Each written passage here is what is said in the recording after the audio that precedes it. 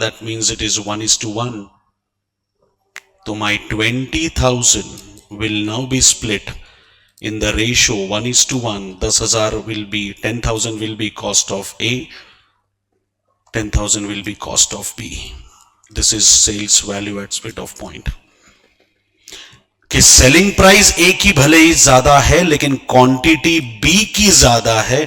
I can not rely on any one. मैंने आज सुबह एग्जांपल दिया था आपको. 1 लाख का मोबाइल फोन 100 रुपए का कैल्सी. 1 लाख का मोबाइल फोन 100 रुपए का कैल्सी. लेकिन कैल्सी के अगर मैं 1000 यूनिट्स कंसीडर करता हूं तो मोबाइल का 1 unit will cost me 1 lakh. कैल्सी के 1000 units will also cost me 1 lakh. तो यहां पे sales value is important, not selling price. समझ में आया? अब कभी कभार ऐसा हो जाता है that you do not have saleability at split of point. कुछ प्रोडक्ट्स इस हालत में प्रोड्यूस होंगे कि दे नीड फर्दर प्रोसेसिंग.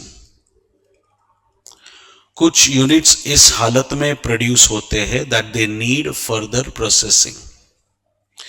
तो 20,000 खर्च करके आपने ए और बी बना लिया, 400 kgs, 1200 kgs, बट इन पे फर्दर प्रोसेसिंग कॉस्ट FPC खर्च करनी पड़ती है. Like you are spending 1 rupee on A, 2 rupees on B. उसके बाद वो सेलेबल हो जाते हैं 20 and 10 में. A can be sold for 20, B can be sold for 10, getting a profit of 20% and 10%. अब जब मैं 20% 10% कह रहा हूं तो it has to be on sales, क्योंकि profit is always an outcome of sales. आप समझे? तो profit is always an outcome of sales.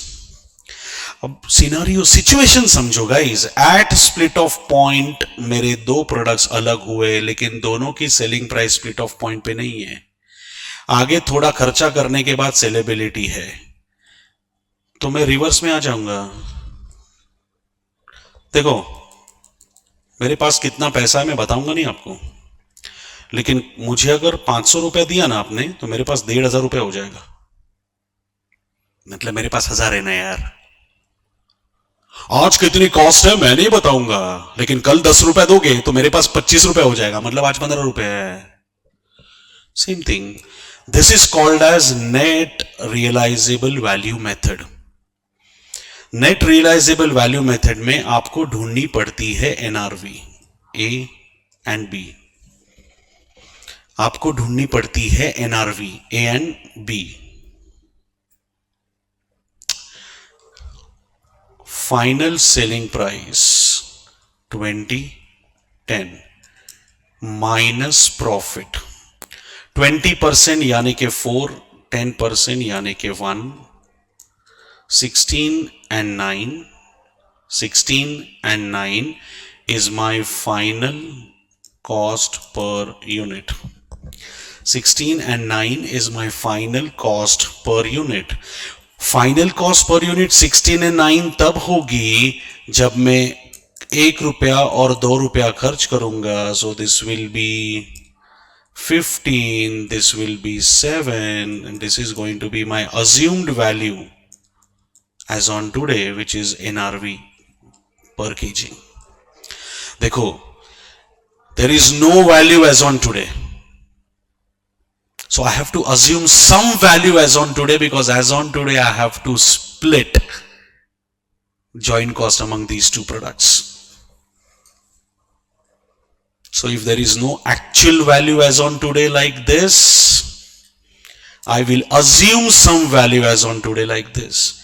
20 and 10 में से 20% 10% प्रॉफिट माइनस किया तो 16 रुपया 9 रुपया कॉस्ट निकली. 16 रुपया 9 रुपया कॉस्ट तब होगी जब फर्दर प्रोसेसिंग कॉस्ट 1 रुपया और 2 रुपया होगी. 1 रुपया खर्च करने के बाद 16 रुपया होगी तो आज 15 है, और 2 रुपया खर्च करने के बाद 9 रुपीज होगी. That means today it is 7.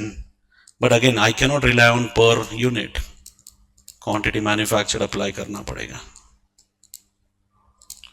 So this will be 6,000, this will be 8,400. So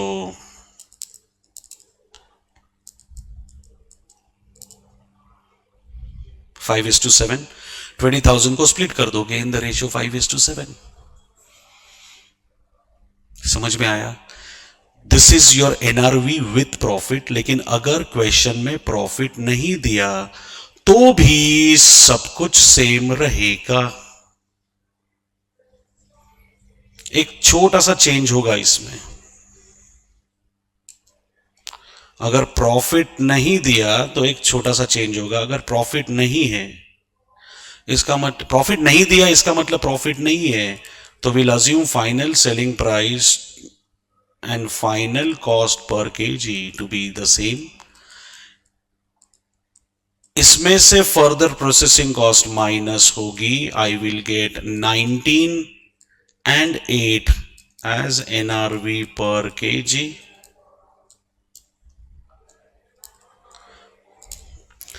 So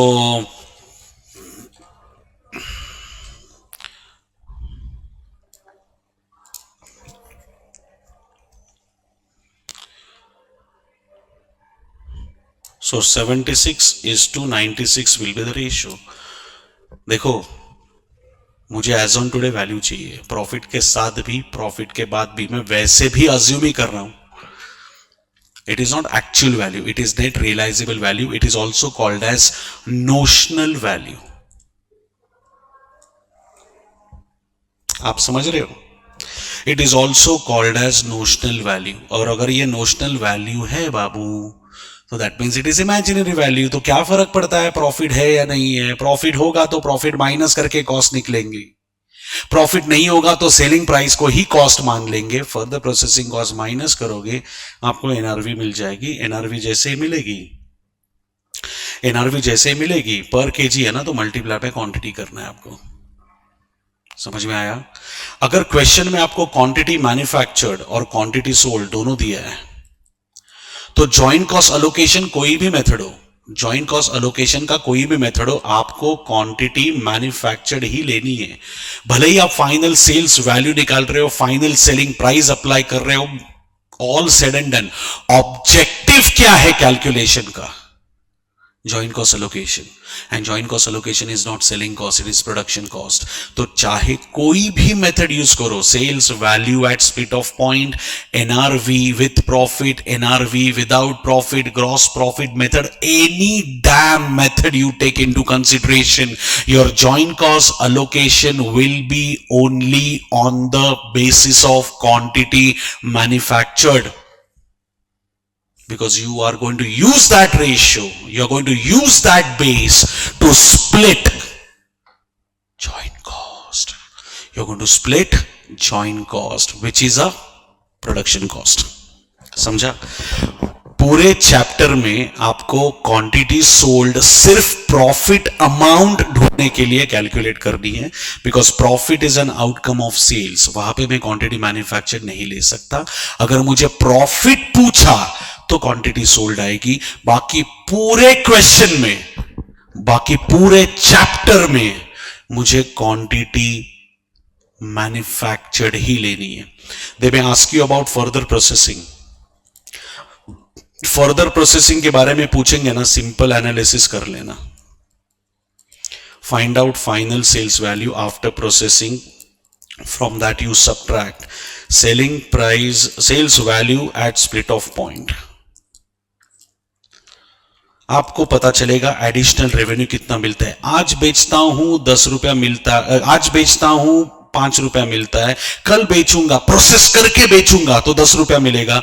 मतलब 5 रुपया आपका एडिशनल रेवेन्यू मिलता है आगे प्रोसेसिंग करने से. लेकिन फिर उसके लिए फर्दर प्रोसेसिंग कॉस्ट भी आएगी, वो माइनस कर लीजिए. अगर आपको प्रॉफिट मिलता है तो प्रोसीड विथ फर्दर प्रोसेसिंग. अगर लॉस होता है तो डोंट. मतलब 6 रुपया खर्च करके अगर 5 रुपया मिलने वाला है तो 1 रुपए का लॉस क्यों झेलूं? आगे प्रोसेस करने का मतलब ही नहीं है। लेकिन 4 रुपया प्रोसेसिंग पे खर्च करके अगर मैं 5 रुपया एक्स्ट्रा कमाता हूं तो 1 रुपया प्रॉफिट फिर भी हो रहा है। It is worth processing it further. इस कैलकुलेशन के लिए भी even if you are considering sales value as a base, consider quantity manufactured, क्योंकि फर्दर प्रोसेसिंग किसका हो रहा है? क्वांटिटी सोल्ड का नहीं रे बाबा, पूरे क्वांटिटी मैन्युफैक्चर्ड का। समझ में आ रहा है? तो आपको ना इस क्वेश्चन, इस चैप्टर में तीन चीजें मांगी जाएंगी। One will be joint cost allocation, second will be analysis about further processing, and third one will be profit figures. सिर्फ प्रॉफिट फिगर के लिए क्वांटिटी सोल्ड आएगा, बाकी दोनों कैलकुलेशन के लिए क्वांटिटी मैन्युफैक्चर्ड आएगी। और एक ये समझा है क्लियरली? अरे यस और नो बच्चा लोग, have you guys understood this part clearly? समझा है? ओके। अब एक और मेथड है रिवर्स मेथड करके। Reverse method is just like your NRV method only, but it is real method जिसमें आप फाइनल सेल्स लेते हो, उसमें से प्रॉफिट एक्चुअल जो होता है या एस्टिमेटेड जो भी दिया है माइनस करते हो, आपको फाइनल कॉस्ट मिलती है। From that you subtract admin and selling जो आपको दी जाएगी।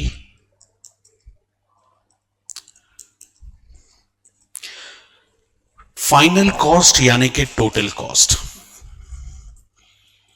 टोटल कॉस्ट यानी कि production plus admin plus selling, production plus admin plus selling. अब इसमें से एडमिन सेलिंग हटा दी मैंने, तो मेरे पास क्या बचेगी? Production cost. अब इस प्रोडक्शन कॉस्ट में से अगर मैं फर्दर प्रोसेसिंग कॉस्ट भी हटा दूं, तो इसके बाद जो मेरे पास बचेगा ना, that will be my joint cost allocation. आपको समझा? फाइनल सेल्स वैल्यू में से प्रॉफिट हटा दो, फाइनल कॉस्ट मिल जाएगी। फाइनल कॉस्ट में से, टोटल कॉस्ट में से एडमिन सेलिंग हटा दो, प्रोडक्शन कॉस्ट मिलेगी। प्रोडक्शन कॉस्ट में से एफपीसी फर्दर प्रोसेसिंग कॉस्ट हटा दो, जॉइंट कॉस्ट मिलेगी। Which cost you cannot see here? मुझे रॉ मटेरियल दिखाई नहीं दे रहा है, मुझे डायरेक्ट वेजेस दिखाई नहीं दे रहा है, मुझे डायरेक्ट एक्सपेंसेस दिखाई नहीं दे रहा है, मुझे प्रोडक्शन ओवरहेड्स भी दिखाई नहीं दे रहा है। कैसे दिखाई देगा बाबू? वो तो प्रोसेस में होगा, और प्रोसेस में इतना सब करने के बाद जो बैलेंसिंग फिगर मिलती है, यही वो जॉइंट कॉस्ट है जो आप अलोकेट कर रहे हो। थोड़ा इधर थोड़ा इधर, क्योंकि यहां पे प्रोडक्ट अलग होने के बाद आपकी सबसे पहली कॉस्ट आएगी फर्दर प्रोसेसिंग कॉस्ट, फिर एडमिन सेलिंग, फिर टोटल कॉस्ट, फिर प्रॉफिट, फिर सेल प्राइस।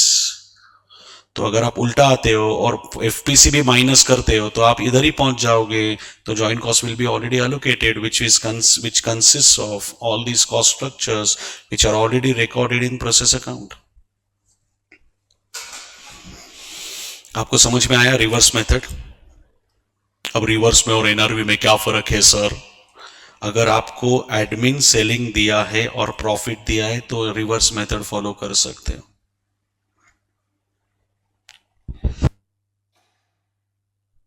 एक्सक्यूज मी, अगर आपको प्रॉफिट और एडमिन सेलिंग दोनों दिया है, अगर आपको प्रॉफिट एंड एडमिन सेलिंग दोनों दिया है, तो आप रिवर्स मेथड कर सकते हो। लेकिन अगर आपको एडमिन सेलिंग नहीं दिया है, तो जो हरकत करोगे उसको एनआरवी कहते हैं। अच्छा, प्रॉफिट भी नहीं दिया तो भी without NRV, this will be NRV method without profit. समझ में आ रहा है? एकदम क्लियर है? फाइनल सेल्स वैल्यू में से प्रॉफिट भी माइनस करो, एडमिन सेलिंग माइनस करो, तब जाके आपको रिवर्स मेथड मिलेगी, डायरेक्ट आंसर मिलेगा। लेकिन अगर आपके पास एडमिन सेलिंग नहीं है, अगर आपके पास प्रॉफिट नहीं है, तो भी सेम हरकत करना। जो आंसर आएगा वो जॉइंट कॉस्ट नहीं होगी, वो एनआरवी होगा। उसका रेशियो यूज करके जॉइंट कॉस्ट को स्प्लिट कर दो। This is your joint product by product. ये 3 मेन मेथड्स है। मैं सबसे पहले कौन सी मेथड फॉलो करोगे? The most logical is sales value at split of point. अगर sales value at split of point नहीं है तो if admin and selling overheads are given along with profit, reverse method. और अगर एडमिन एंड सेलिंग ओवरहेड्स नहीं है तो NRV. With profit without profit किसको फर्क पड़ता है? प्रॉफिट के साथ भी प्रॉफिट के बाद भी, वैसे भी रिवर्स में अज्यूम ही कर रहे हैं हम लोग, तो एनआरवी मेथड फॉलो कर सकते हैं। And all these methods are recommended by cost accounting standard 19। आप आराम से उठा के चेक कर लो। These are all logical methods. सबसे पहली priority sales value at split of point, because at split of point I want to split joint cost. तो जिस तारीख को मुझे जॉइंट कॉस्ट स्प्लिट करनी है, उसी तारीख पे क्या वैल्यू है वो फाइंड आउट कर लो, खत्म। नहीं है आज आज आज स्प्लिट ऑफ पॉइंट है लेकिन आज सेलेबिलिटी नहीं है, ठीक है, तो एडमिन सेलिंग एंड प्रॉफिट दिया तो सीधा रिवर्स में आ जा। Sales minus profit, total cost minus admin selling, production cost minus further processing cost, सीधा जॉइंट कॉस्ट अलोकेटेड फॉर्मेट में मिल जाएगी। नहीं लेकिन सेलिंग एंड डिस्ट्रीब्यूशन नहीं दिया है तो एनआरवी फॉलो करो। वो प्रॉफिट भी नहीं दिया तो भी एनआरवी फॉलो करो। विद प्रॉफिट विदाउट प्रॉफिट की फर्क पहनता है भाई? वैसे भी अज्यूम ही कर रहे हो एज ऑन टुडे। जो एनआरवी आएगी उसको यूज करके जॉइंट कॉस्ट को स्प्लिट कर देना। And for all these calculations, you are supposed to use quantity manufactured only. Quantity sold will be used only for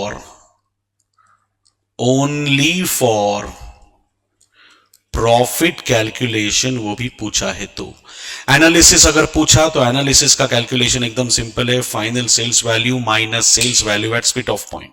आज बेचोगे इतना मिलेगा, कल बेचोगे इतना मिलेगा, तो फायदा इतना है, लेकिन ये फायदा निकालने के लिए ये कॉस्ट है। तो उसके बाद भी अगर प्रॉफिट आता है तो आगे बढ़ो, अगर लॉस आता है तो मत बढ़ो, इधर ही बेच दो स्प्लिट ऑफ पॉइंट पे।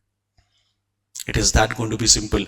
इसमें मैं जॉइंट कॉस्ट कंसीडर ही नहीं कर रहा हूं, तो मुझे कभी वो प्रॉब्लम ही नहीं देगा कौन सी जॉइंट कॉस्ट लूं, क्योंकि क्वेश्चन में कभी कभार 3 जॉइंट कॉस्ट पूछ लेते। But I don't have joint cost in this table. क्या फर्क पड़ता है? So guys, are you clear with all these things? These are the 3 main methods which you must revise. अब मैं तुम लोग को जो बोलने जा रहा हूं उसको ध्यान से सुनना। सबसे पहले आपको जेकेएससी मटेरियल करना है। This is all for practical. JKSC material करने के बाद आईसीएआई स्टडी मटेरियल आपको करना है, और फिर आपको करना है आरटीपी एंड एमटीपी, जितना ज्यादा कर सकते हो उतना। और थियरी के लिए आपको करना है जेकेएससी मटेरियल ओनली। ये ओनली समझते हो ना? इसके बाहर का कुछ मत करना। अब कौन से चैप्टर आपको पढ़ने हैं थियरी के लिए? सबसे इंपॉर्टेंट होगा आपके लिए बजटरी कंट्रोल, उसके बाद मटेरियल कॉस्टिंग, उसके बाद मार्जिनल कॉस्टिंग, उसके बाद cost sheet and basic concepts. समझे? ये मेन है। उसके बाद प्रोसेस पे भी एक ग्लांस मार सकते हो थियरी के लिए, बट ये सबसे इंपॉर्टेंट है। Budgetary, material, marginal, cost sheet and basic concepts, इतना तो करना ही है, कोई ऑप्शन नहीं है आपके पास। देखो मैं तुमको ये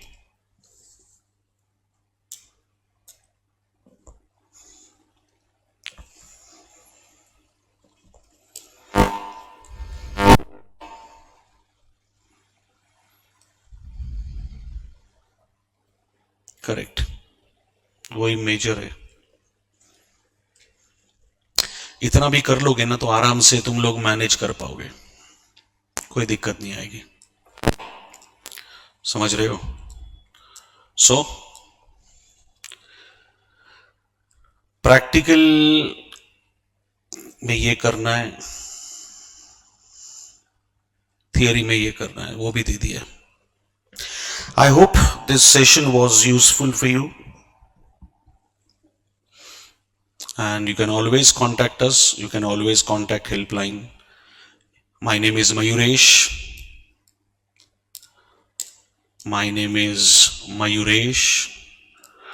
I'm working with JK Shah classes since last 11 years, and this is my 20th year in teaching. I did not tell you that in the beginning because I don't like telling these things